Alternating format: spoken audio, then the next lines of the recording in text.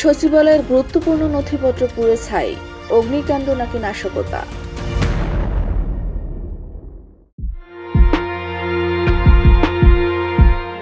নজিরবিহীন ঘটনা। DGFI, NSI, এসবির কঠোর নজরদারি, পুলিশ বাহিনীর কঠোর নিরাপত্তা, পরতে পরতে ক্লোজ সার্কিট ক্যামেরা, এত নজরদারির মধ্যেই দেশের প্রশাসনিক প্রাণকেন্দ্র সচিবালয় অগ্নিকাণ্ড। এক জায়গায় নয়, সুউচ্চ বিল্ডিংয়ের 3টি স্পটে একসাথে অগ্নিকাণ্ড। অগ্নিকাণ্ড নাকি নাশকতা।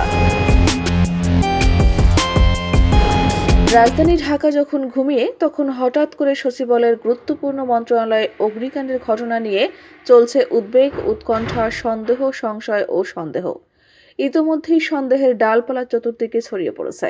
সরকার উচ্চ ক্ষমতা সম্পন্ন তদন্ত টিম গঠন করেছে ঠিকই, তবে এটি অগ্নিকাণ্ড নাকি নাশকতা এ নিয়ে প্রশ্ন উঠতে শুরু করেছে। অন্তর্বর্তী সরকারকে অকার্যকর করতেই কি এই বেনজির অগ্নিকাণ্ড? সর্বত্রই এ নিয়ে চলছে আলোচনা, সমালোচনা ও বিতর্ক। সচিবালয়ের অগ্নিকাণ্ডের আগের দিন স্কাটন গার্ডেন রোডের সচিব নিবাসের 20 তলা ভবনে অগ্নিকাণ্ডের ঘটনা ঘটে। এসব কিসের আলামত? সচিবালয়ে অগ্নিকাণ্ডের ঘটনার পর অন্তর্বর্তী সরকারের স্থানীয় সরকার, পল্লী উন্নয়ন ও সমবায় এবং যুব ও ক্রীড়া মন্ত্রণালয়ের উপদেষ্টা আসিফ মাহমুদ সজীব ভূঁইয়া বলেছেন, আমাদের ব্যর্থ করার ষড়যন্ত্রে জড়িতদের বিন্দু পরিমাণ ছাড় নয়।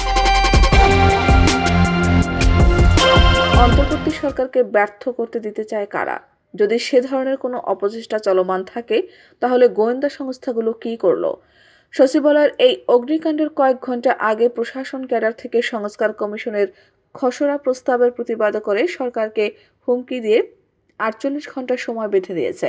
প্রশ্ন হচ্ছে, সচিবালয়ের অগ্নিকাণ্ডের নেপথ্যে কোনো ষড়যন্ত্র নাকি নিছক অগ্নিকাণ্ড?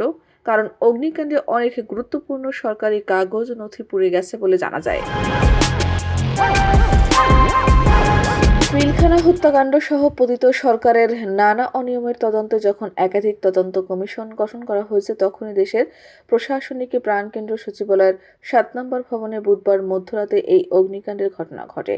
ফায়ার সার্ভিসের আগুন নেভাতে সময় লেগেছে দীর্ঘ 10 ঘন্টা। এই সময়ের মধ্যে 4টি ফ্লোর পুড়ে গেছে। শর্ট সার্কিট থেকে আগুন লাগলে একসঙ্গে পৃথক পৃথক জায়গায় আগুন লাগায় এটিকে পরিকল্পিত নাশকতা বলেই মনে করা হচ্ছে।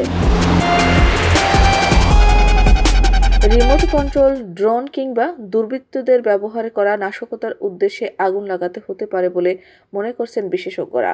ওই ভবনে ছিল অভ্যন্তরীণ সম্পদ বিভাগ, আর্থিক প্রতিষ্ঠান বিভাগ, ডাক ও টেলিযোগাযোগ, তথ্য প্রযুক্তি, শ্রম ও কর্মসংস্থান, যুব ও ক্রীড়া, স্থানীয় সরকার, পল্লী উন্নয়ন ও সমবায়, সড়ক পরিবহন, সেতু বিভাগ। ভবনের 5 থেকে 9ম তলা পর্যন্ত সরকারের গুরুত্বপূর্ণ দপ্তর বুধবার রাতে আগুনে পুড়ে ছাই হয়েছে।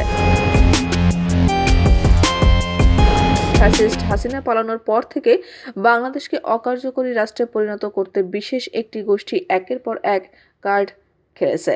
জুডিশিয়াল কুর চেষ্টা, আনসার দিয়ে সচিবালয় ঘেরাও, সংখ্যালঘু নির্যাতনের ফেক নিউজ প্রচার, গার্মেন্টস সেক্টরে অস্থিরতা, পাহাড়ে অশান্তি, হঠাৎ গুরুত্বপূর্ণ স্থানে অগ্নিসংযোগ, নিত্য প্রয়োজনীয় পণ্যের দ্রব্যমূল্যের প্রাইস সাবোটাজ করার লক্ষ্যে সাপ্লাই চেইনে আঘাত, বিদেশে অবস্থিত বাংলাদেশি মিশন দূতাবাসে বিদ্রোহ সংগঠন, সর্বশেষ সচিবালয় প্রশাসনিক ক্যাডারের কর্মকর্তাদের নজিরবিহীন বিশৃঙ্খলা, সরকারকে হুমকি ও আলটিমেটাম। সোশ্যাল মিডিয়া সহ সর্বত্রই এসব নিয়ে চলছে বিতর্ক। সচিবালয়ে ভয়াবহ এ আগুনের ঘটনার পর থেকে উদ্বেগ, শঙ্কা ও সন্দেহ দেশ জুড়ে। সরকার, রাজনৈতিক দল ও নিরাপত্তা সংশ্লিষ্ট সবার মধ্যে একই কথা, পতিত সরকারের দোসররা এর নেপথ্যে রয়েছে। অন্তর্বর্তীকালীন সরকারের স্বরাষ্ট্র উপদেষ্টা সহ দায়িত্বশীল কর্তারা তদন্ত শেষ হওয়ার আগে আগুনের কারণ নিয়ে কিছু বলতে নারাজ। তবে এর মধ্যেই আগুনের ঘটনাটি নাশকতা এবং পরিকল্পিত বলে সন্দেহের তীর ছুড়ে দিয়েছেন রাজনৈতিক ও ছাত্র আন্দোলনের শীর্ষ নেতারা। একই সুরে কথা বলছেন ফায়ার সার্ভিসের সাবেক কর্মকর্তা ও বিশেষজ্ঞরা। ভিতরে সিকিউরিটির দায়িত্বে থাকা পুলিশ ও অন্যান্য গোয়েন্দা সংস্থার কর্মকর্তাদের ভূমিকা নিয়েও প্রশ্ন তুলেছেন দেশবাসী। অগ্নিকাণ্ডের ঘটনায় তৃতীয় পক্ষ সুযোগ নিয়ে আগুন লাগিয়েছে বলেও মনে করছেন ফায়ার সার্ভিসের সাবেক কর্মকর্তারা।